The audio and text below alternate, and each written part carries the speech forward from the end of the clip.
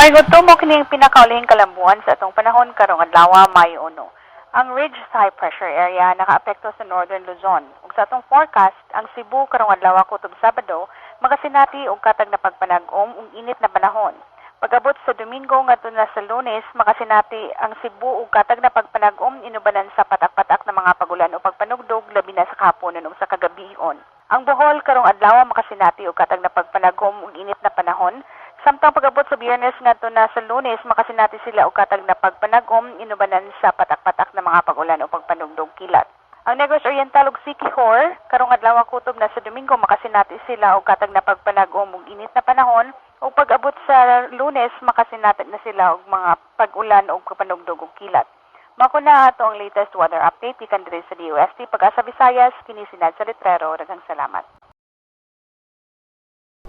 Sa atong